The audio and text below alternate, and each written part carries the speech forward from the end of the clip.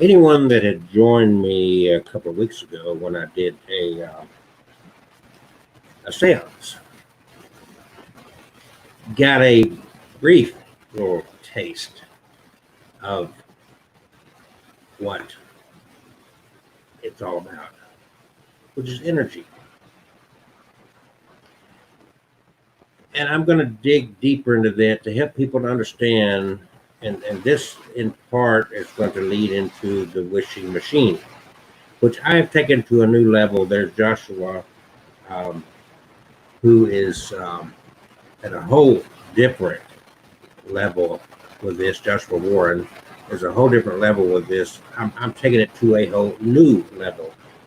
Joshua Warren did not create this. He did not invent it. He does not even build it. He promotes it and he sells it.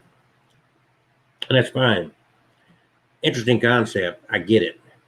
And I've taken it to a whole new area.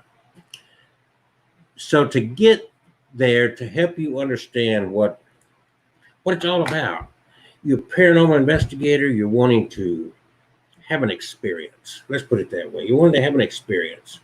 And I see people say that sometimes. I just want to have an experience. I want to see a ghost. I want to hear something. I want something to move. Wanting that experience. And there's people that seemingly have these experiences on a constant level. And there's so many ways to try to get that experience.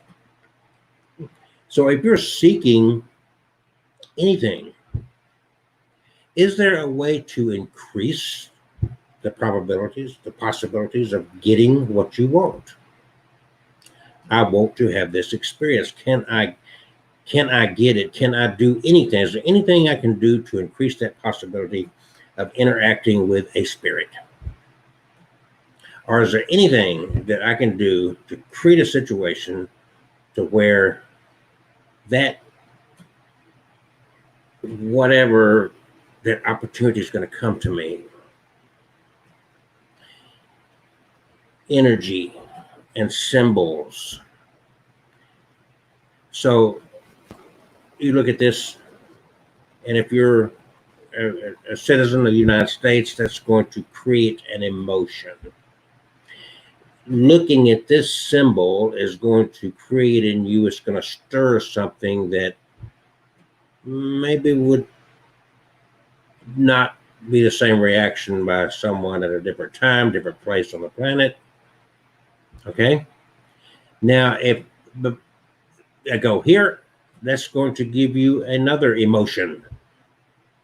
That symbol is going to draw to you, it's going to bring out of you some sort of emotion. Most around the world are going to have a feeling about this symbol. In our country today, this symbol brings about different reactions from different people. Some say, my heritage, others say, racism. At the end of the day, what is missed totally with all these symbols is they're just images. They're just, these in and of themselves have no power, have no meaning. They are simply colors and shapes. Some on cloth, some on a board, whatever. They're all just colors and shapes on a piece of cloth for the most part. We call them flags. We, people, have given to these inanimate objects, we have instilled upon these objects any power they have. We have so effectively given power to these images that they instantaneously create in individuals, in humans, a strong reaction.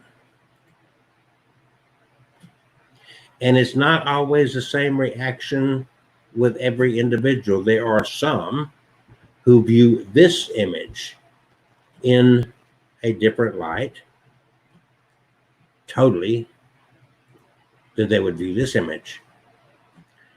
Some despise this image. Some, this stirs up negative energy. Others, it's positive energy. They pull something good out of it. Other people pull something bad out of it because this inanimate object, this colors and shapes on this cloth, of creating this symbol, we have empowered. We have given it power. This in and of itself, 2,000 years ago, would have been meaningless to anybody. 2,000 years ago, the same with this. 2,000 years ago, the same with this. The reaction you get from any of these symbols. So how did we do this? How did we take something that is basically nothing and give it such power, give it so strong of an energy that it creates dramatic reaction from humans? Certain parts of the Middle East are going to have a totally different reaction to this symbol. Nothing but colors, nothing but stripes, these colors and shapes on a piece of cloth. But they have been empowered. We have empowered this. And this is the whole point of what I'm trying to get across here. You can take any object, you can create and give power, and you can give life to any object. The peacock behind me, if I so desired, I could create this entire thing around this peacock. At a different time and place throughout history, another nation chose another symbol, another drawing, another diagram, which on the surface is nothing. It's just shapes and colors. It has no power. It does not react to you. But we have given such power to it that we react to it. The history behind this, maybe we didn't personally empower this shape, these colors, this shape, this design, which is totally harmless. In and of itself, it has no power whatsoever. It can do no harm. It do nothing for or against us. The same with this. Just colors and shapes and design on a piece of cloth. It has no power. It's an inanimate object. But we have empowered it to where it brings energy. So in reality, you could say that this ignites whatever energy that's been given to these symbols throughout history. It immediately triggers us to have this reaction to it, no matter which one of these you look at, because in reality, on a very basic level, there's even the colors are the same. This has black, the other ones don't have black, but it's just drawings. It's just shapes. It's just colors. It's just a piece of cloth. In and of itself, it is nothing. You can burn it. You can throw it away. You can sink it to the bottom of the ocean. It's not going to come. It's not going to haunt you. It only haunts you, say, when someone burns this. The object itself has no feeling. The object itself has no reaction to it. But we react to what's done to this if it's not handled properly, if it's not folded properly, if it's left out in the rain, if it's certain things we do to it and for it. So we have empowered it. We have given it great energy. And we have attached to it great emotion. So just the mere showing of that image, just the mere seeing this image invokes powerful things.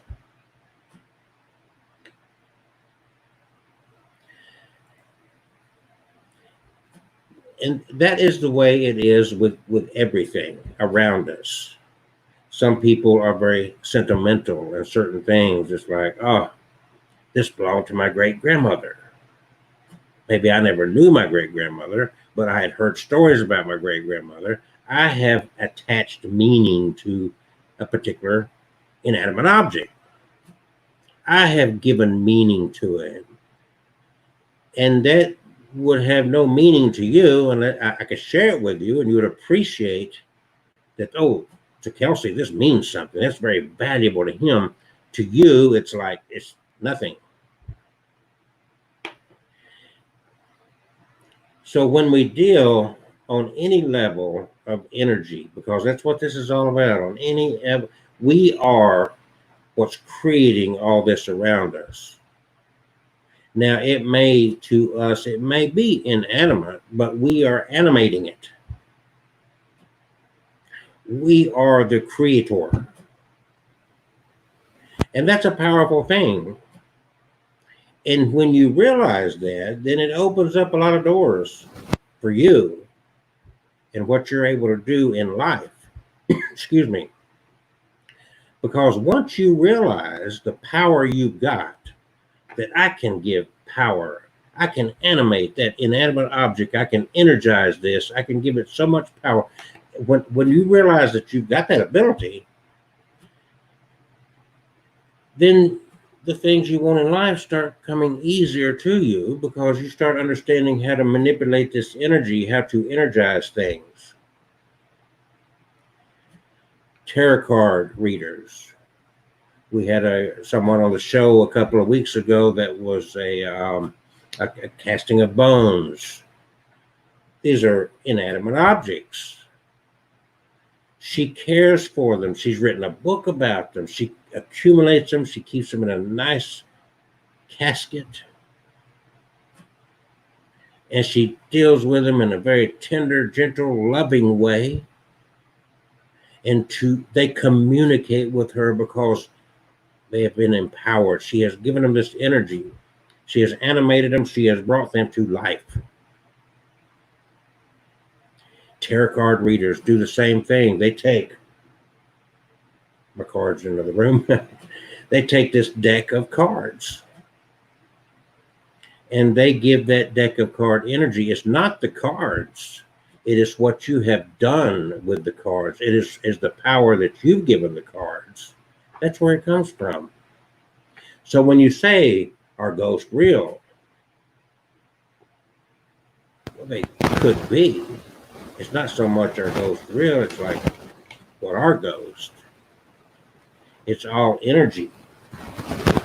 When you die, your energy separates and the decay process takes in this. Now, some would say that your conscious being goes on to another realm. Others would say that not so much your conscious being, but that energy goes to different places. It becomes a form of reincarnation. Now, those that think that this is a shell that contains a soul or a spirit that departs from this shell, when this shell dies, you leave it and you go somewhere else. Not quite reincarnation, because you actually haven't become something else. You've just lost your shell, like a snake sheds its skin. So the realization of what is actually going on with all this makes it possible for us to manipulate everything around us, animate it, give it power to serve our needs. How did we get to the moon? Because we gave power to the things on this earth. Everything we're dealing with, my ham radio, my cell phone, even my ink pen, my shirt, all came from inanimate things that we harvested from the earth. Didn't come from out there, didn't come from some supernatural force. We created it. We gave it its value. This did not grow from the earth. These did not grow from the earth in this form, but technically they grew from the earth. They grew from the earth in another form. We took them and we empowered them to serve our needs. So this is what we do with the tools that we use, whether it be the car. The car did not grow from the ground and end up a car. We gave the car power. We empowered the car, and we fuel the car to serve our needs. And this is what we do all around us, every day, all day long. This is what our lives are all about for the most part, except we are not focused on the fact that we can sit back and we can empower things around us that we never thought about. And I'll go back to this, because that in and of itself is nothing. That in and of itself is absolutely nothing. But we gave it life. We gave it meaning. We gave it a purpose. That, for a United States citizen, for the most part, is going to be a very positive, emotional, my country, 'tis of thee.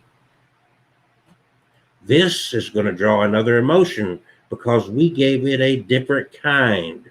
I say we humans gave it a different meaning. This is empowered with a negative energy. So when we see it, it draws negativism. This is split. Some people give it positive energy. Some people give it negative energy. And whatever's given to it is what they get back because they empowered it. It had nothing of its own.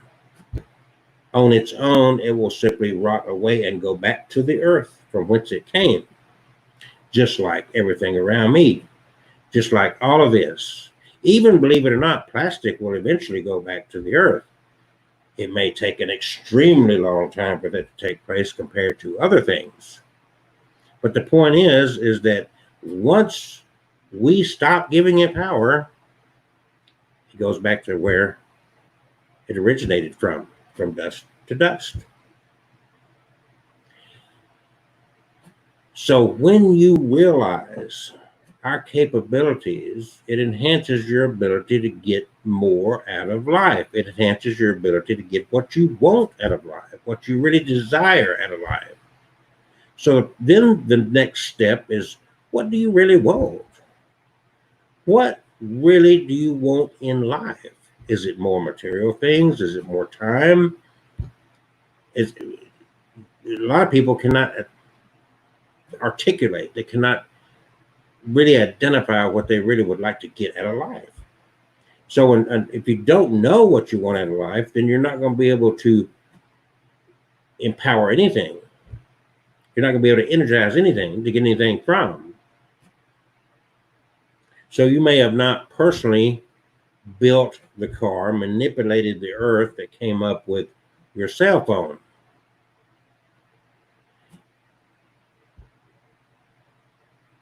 But you've got to, every bit of this came from the earth. For thousands and thousands and thousands of years, humans lived on this planet and never felt empowered enough to be able to take what's in the earth and manipulate it and give it the energy and the power to serve this like this serves us today. It's a very powerful tool. Very powerful. So once you're able to understand that this in and of itself has no power, that is nothing but shapes and colors, and that is nothing but shapes and colors. But every time I flash one of these emblems on the screen, you are affected by it. You're affected by it simply because we humans gave power to it, and that power comes back and it controls us to that level. There are people that just really get irate if this symbol is burned or desecrated.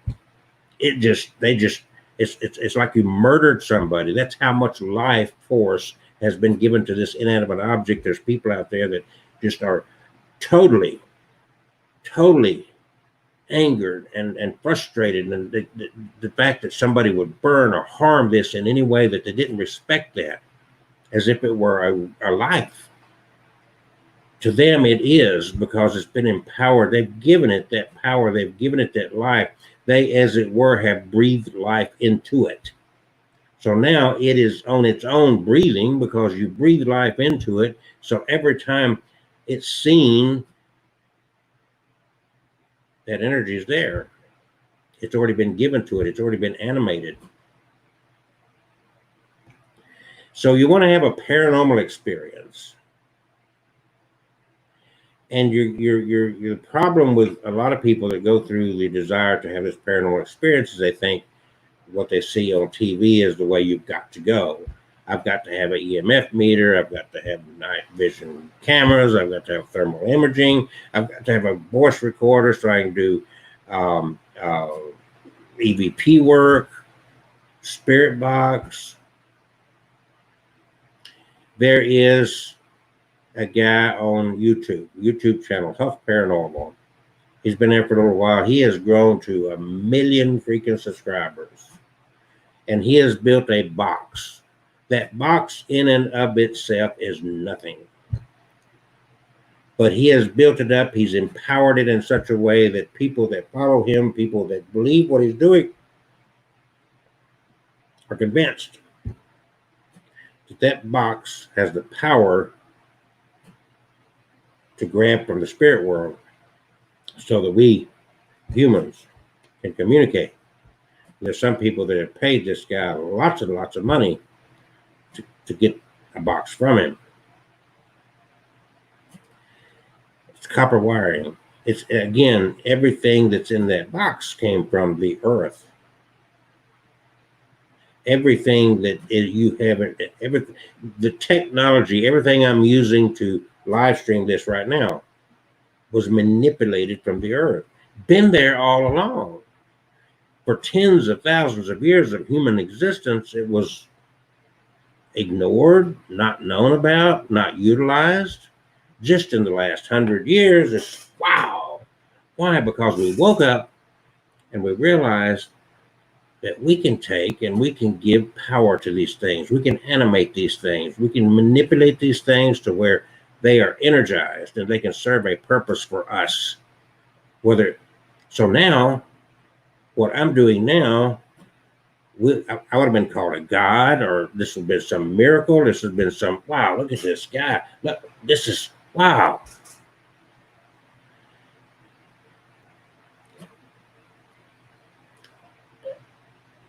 So if you're looking at dealing with anything, you've got to understand that everything that you're dealing with had a starting point.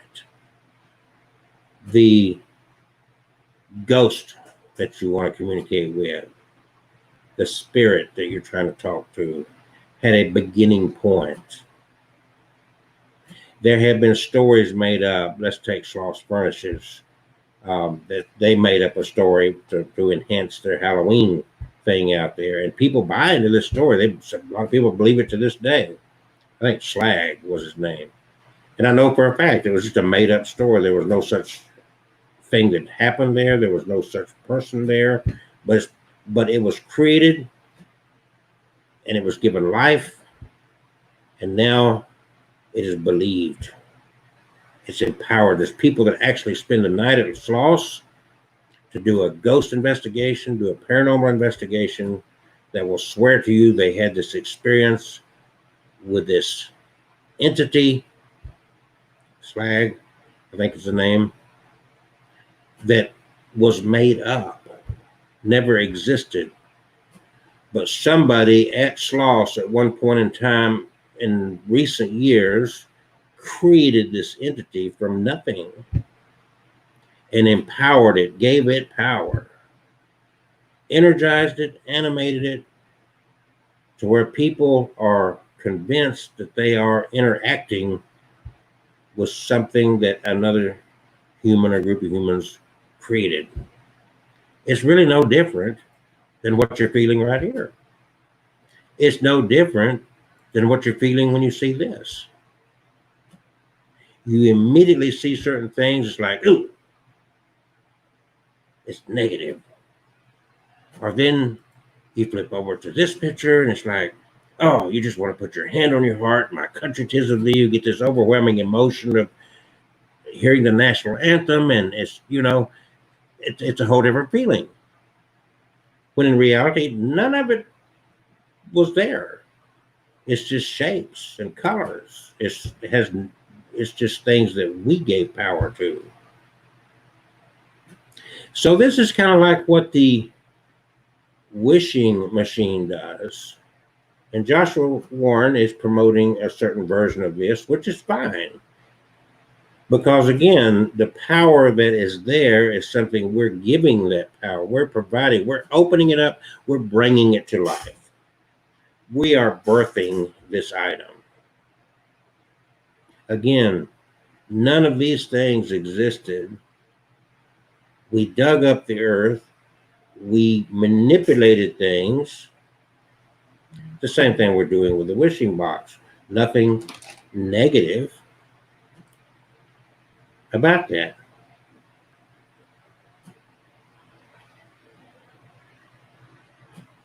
So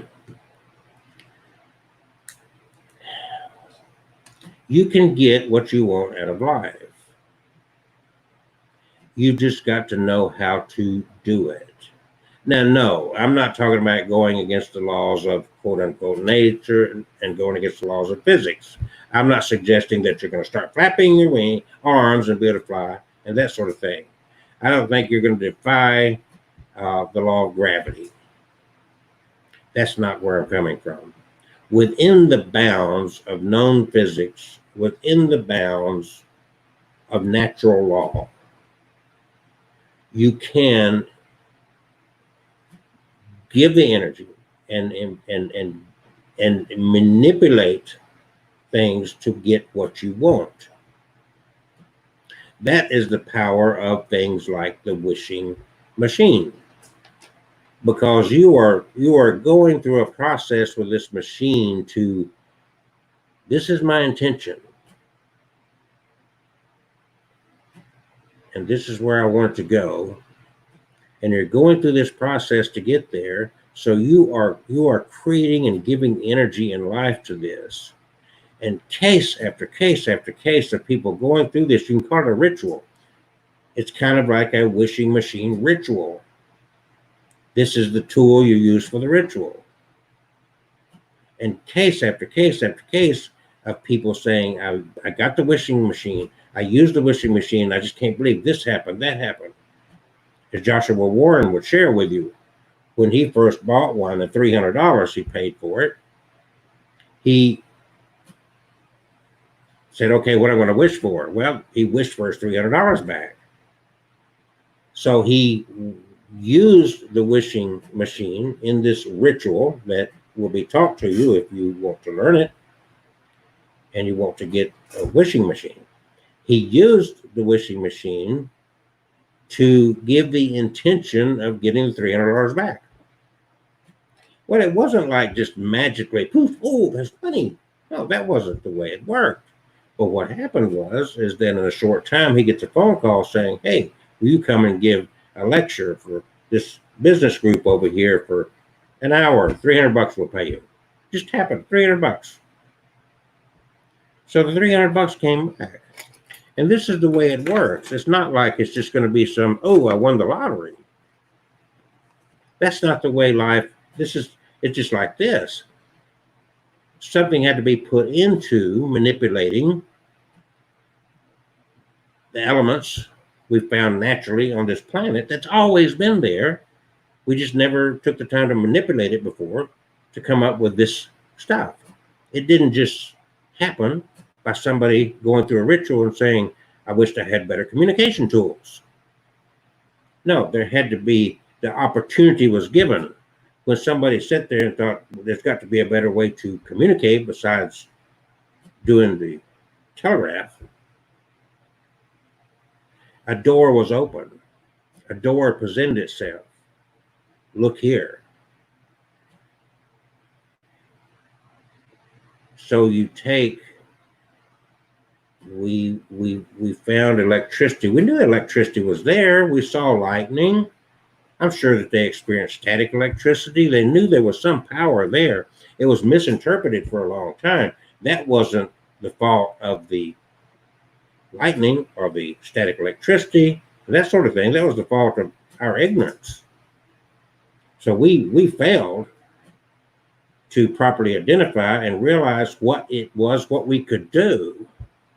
That was our own growth. It was already out there. All this was already out there to begin with. Air conditioning, these ability to do all this is already out there. There's two things that hold us back in progress in what we do and getting what we want. And one is economy. Everything takes money. Everything's got a price tag. So the economy is a big thing, and the way we've set up, humans have set up their way of life on this planet. So that's a huge hindrance to our progress in these kind of things. Money. And then investment of time, having an open mind to see what's really going on and to feel this energy around us where it is everywhere. You don't need, and just paranormal investigators that go in the middle of the night, turn the lights out. It's like, spirits, whatever you want to call them, entities of another realm are not affected by you having a light on or off.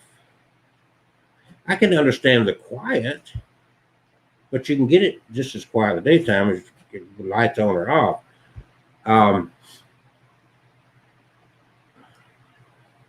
Throughout thousands of years of human history, there has been interaction with entities of another realm. I'm not going to identify them as ghosts or aliens. I think we don't really know what they are because we have blinded ourselves and not been open-minded enough to question. We're making all kinds of assumptions. I think that is a fault of ours that hinders us in paranormal research. We assume something because of whatever, and I think we lose that. So we're missing out on what that energy is in reality.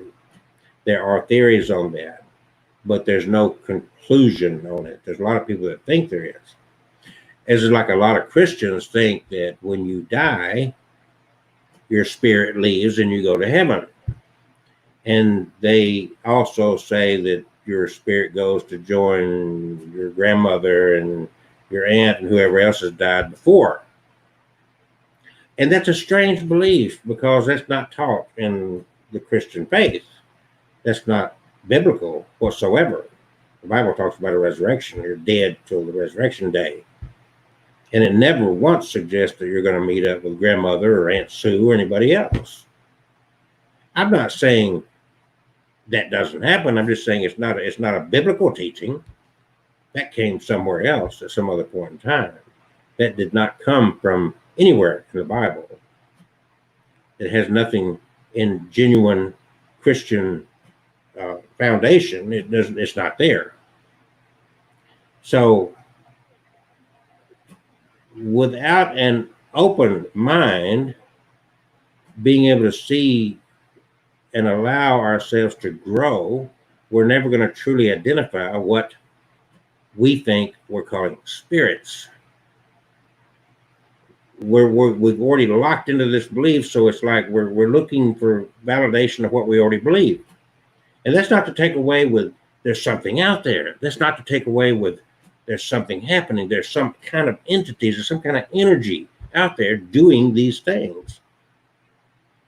The fallacy of it is trying to use these preconceived notions, and it limits our vision. We got blinders on because they're like, oh, why do we go to a place where a murder took place? Because we assume that we're going to connect with somebody that was murdered or possibly a murderer or the spirit thereof, is what I'm trying to say.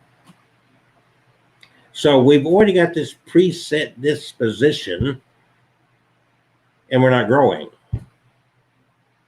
because we're just constantly looking for validation of what we already believe.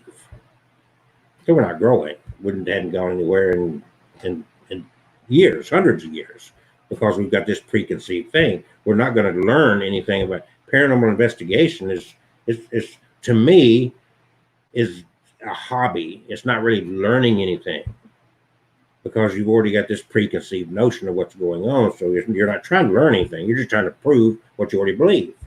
You're looking for validation. That's not research. So again, what I'm saying is not saying there's nothing out there, but I think we're misidentifying that energy that's out there. Because I do believe in everything that we're talking about, there's that energy, and some things we give life to. So that's the whole purpose of going on a paranormal investigation late at night.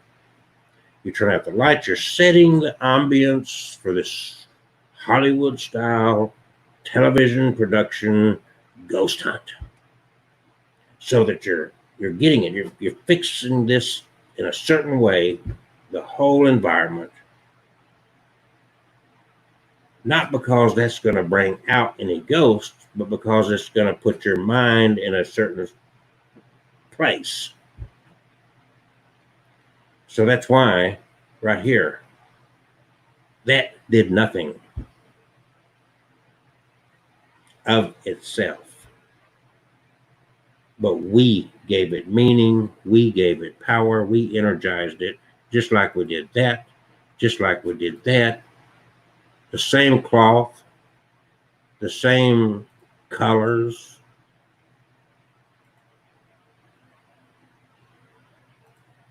That's what we end up with. We gave power to these things. So you've got to be careful on both ends of it, because by giving power to inanimate objects, you can create things that are not they could be negative. Let's put it that way. They could lead you in a direction that is not genuine. That's not a good direction to go. If you close your mind down, like the energy we've given this, there's some people that's, if you criticize anything about our country, we don't like our country and leave. So you're not allowed to criticize anything about our country. Well, that's kind of a bad energy, because there's no growth comes from that. Growth comes from the ability to be able to criticize. So I've kind of talked about two different subjects here because I want to establish the foundation of what energy is, that everything out here has got energy, and that we, just like the logo that I had designed and put up here, in and of itself, it's just a shape. It's just some, and we create in our minds, we give it this energy that has meaning to it, so that when you see that, like the UPS guy, you see the brown truck, you see the brown uniform, you know what it represents, because they have given it this power, and you've accepted the power that they gave it. So I'm going to talk about this more as we get into, and I am going to have my, I'm pretty busy right now, but I have everything laid out as far as the first wishing machine that I'm going to put out there. And do these things work? I believe so. I've written a book, by the way. I don't know if I have that up here or not, but the book is Getting What You Want. And it's I'm thinking about having that book along as part of this box. So it doesn't really describe it. I've got to have a manual with the box, the wishing machine. But there's a mindset. Just like when you go ghost hunting, there's that mindset. You lower the lights, you set the ambience so you get that feel of what you're into. It's that spookiness. So it's the same way when you're out trying to manipulate energy, which is what we're doing. We're manipulating energy and trying to draw to us what we desire. And so the more you learn about manipulating that energy, the better results you're going to get. And the book that I sell, along with the wishing machine, both add to this to enhance your chances of getting everything you've wanted for in life. But the first step, again, is what I presented in this little presentation, is very simply that recognition of your ability to energize, to give life to anything you want. We gave life to that inanimate object. We created everything about that. We took from the earth, we created something that was not there before, and we gave it great, great meaning. This was given great meaning. That was given great meaning. This is what we do, and recognizing that is the first step. The first step of being able to get what you want in life. Recognizing that potential, recognizing that power, because it is very powerful, and being able to take that and get what you want out of life from it. Stay tuned. That's just the first little step.